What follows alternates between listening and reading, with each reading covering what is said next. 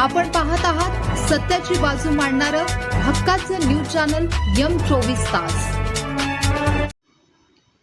ईश्वरपुरात रंगली राजकीय गुढी, सदाभाऊंचा खोचक टोला आणि जयंतरावांची पॉवरफुल बॅटिंग। राजकारणात एकमेकांचे कट्टर प्रतिस्पर्धी मानले जाणारे आमदार जयंत पाटील आणि माजी मंत्री आमदार सदाभाऊ खोत एकाच व्यासपीठावर आले की राजकीय फटकेबाजी होणार हे निश्चित असते।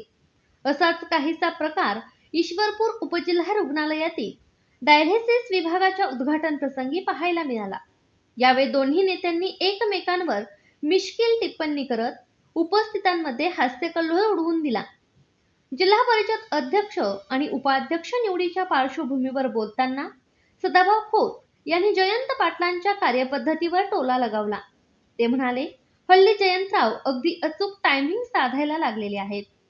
तुम्ही जरा टायमिंग चुकवत जावा म्हणजे आमचा भी नंबर लागेल। त्यांच्या या विधानानंतर एकच हशा पिकला। राजकीय मतभेदांवर भाष्य करताना सदाभाऊ पुढे म्हणाले की आमचे विचार वेगळे असतील, राजकीय मतभेदही असतील, पण तालुक्याचा विकास हाच आमचा प्रमुख उद्देश आहे। घार आकाशात कितीही उंच उडाली तरी तिचे लक्ष आपल्या पिलांपाशीच असते, तसेच आमचे लक्ष विकासावर आहे। सदाभाऊंच्या टोल्याला उत्तर देताना जयंत पाटील यांनीही संधी सोडली नाही। योगायोगाने असलेल्या गुढीपाडव्याचा संदर्भ देत ते म्हणाले, आज गुढीपाडव्याच्या शुभेच्छा प्रथम सदाभाऊंना देता आल्या याचा आनंद आहे। आजचा दिवस फार चांगला असून आमचीही आता नवीन सुरुवात झाली आहे।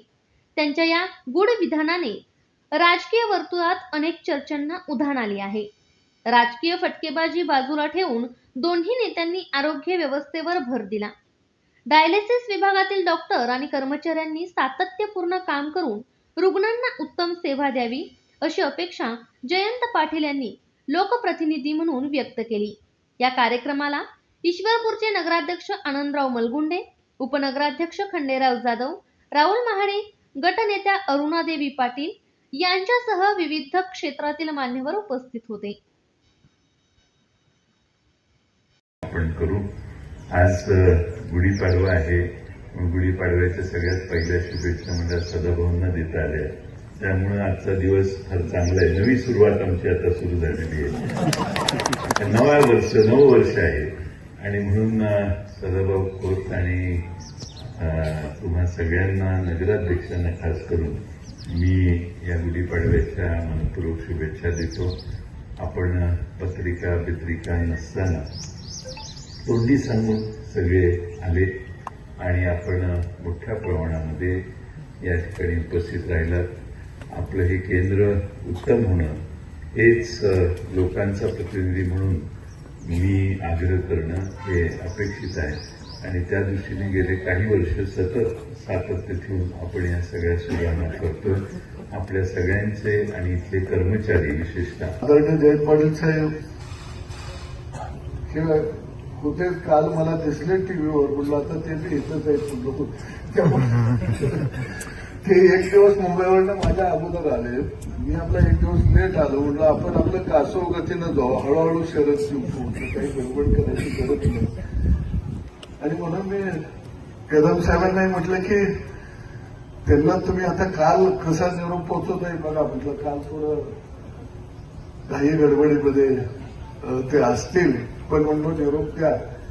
पण मला सकाळी मी फारसा लेट येत नाही, पण 2 कार्यक्रम उरकून मला वाटलं तुम्ही टायमिंग मध्ये येताय की नाही, म्हटलं जरा उशीर होईल म्हणून मी उशीर आलो। पण अलीकडे काही का असे ना त्यांचं जरा टायमिंगचे अचूक धरायला लागलेले, कारण अलीकडे ते टायमिंग चुकून अशी दक्षता फार घेतील, पण कधी तर टायमिंग चुकवत जावा म्हणजे आमचाही नंबर लागत नाही। पण मग काही हरकत नाही, शेवटी तालुक्याचा एक विकास झाला पाहिजे ही भूमिका लोकप्रतिनिधी म्हणून त्यांची आहे, लोकप्रतिनिधी म्हणून माझी आहे।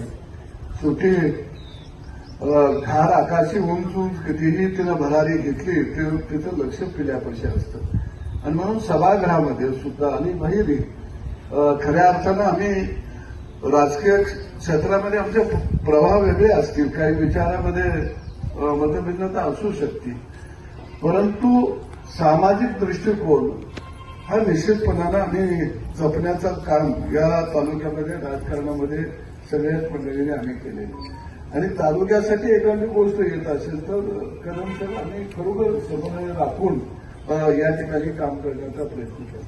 काही काळ मला मंत्री म्हणून काम